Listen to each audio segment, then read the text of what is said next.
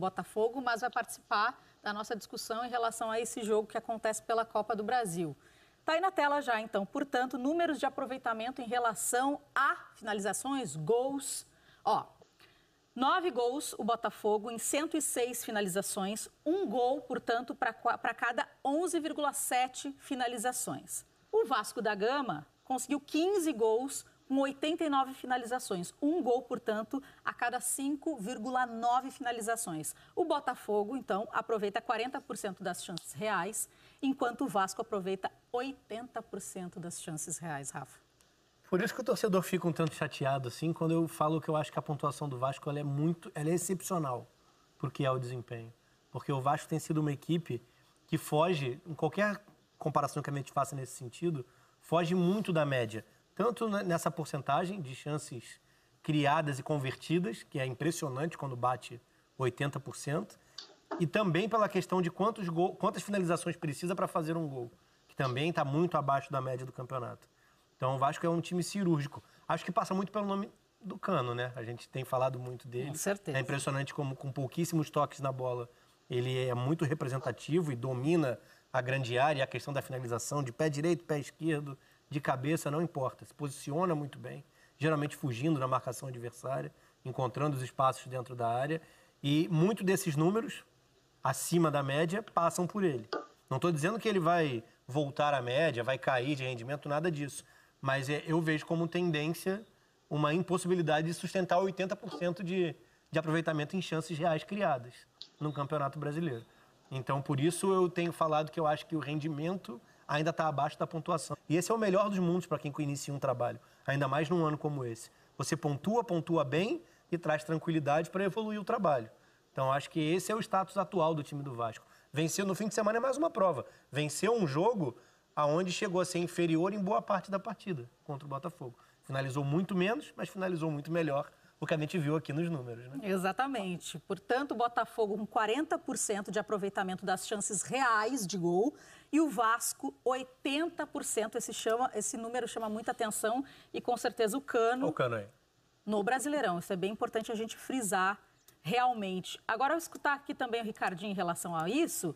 Inclusive, o Botafogo está a 5 jogos sem vencer e não tem uma vitória no Campeonato Brasileiro a 7 rodadas, o que deixa o Botafogo na zona de rebaixamento com 9 pontos. Essa situação também de não aproveitar as chances reais de gols acaba impactando e tudo isso é um pacote, Ricardinho. Não tenha dúvida, Karine. Você tem que fazer a diferença no resultado quando você tem a oportunidade.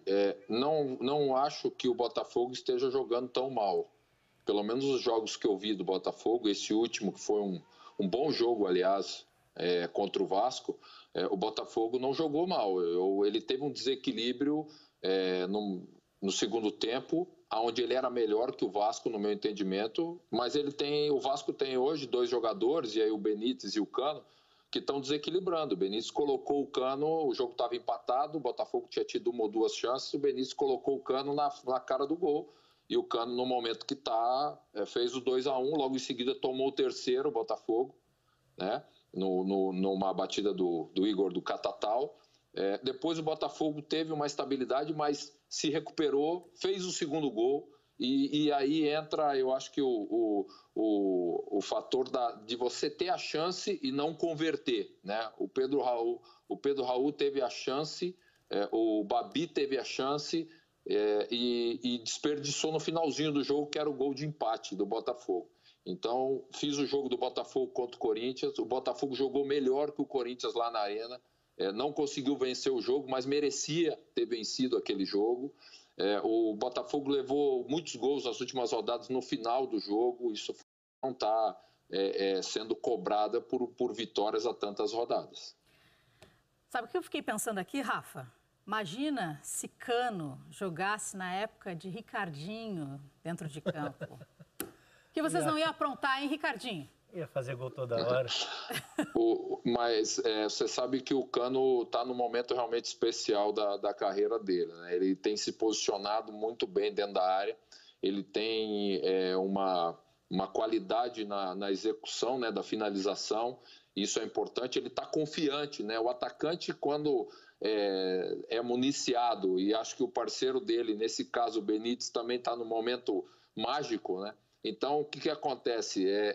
Ele está confiante, a bola sobra dentro da área, ele cabeceou, teve uma defesaça do goleiro do Botafogo, né, do Cavalieri, mas a bola sobrou para ele, ele estava ali, ele fez o gol, quer dizer, então ele está num momento especial, né? Ele está com confiança para finalizar, ele está se posicionando bem, e lógico, tem um jogador no meio campo que também está num momento excepcional, o Benítez, que é o armador do time, que é o jogador de articulação de jogadas. Então isso facilita muito, e quem ganha com isso é o Vasco. O momento do Vasco, concordo com o Rafa, é muito bom. Eu acho que nem o mais otimista dos vascaínos, no início do Brasileiro, imaginaria a campanha que o Vasco vem fazendo. Isso é mérito do treinador, do Ramon, isso é mérito dos jogadores, né? Que entenderam rapidamente o que ele queria e estão executando, porque não adianta também o treinador ter ideia e o jogador não desempenhar. Então, o time do Vasco está desempenhando e esses dois jogadores estão desequilibrando. Manu, agora a palavra é sua para atualizar, então, tudo sobre o Botafogo. Inclusive, vamos começar pelo Luiz Henrique, porque ele retomou os treinos na sexta-feira, mas não deve enfrentar, portanto, o Vasco pela Copa do Brasil. Explica direitinho para a gente.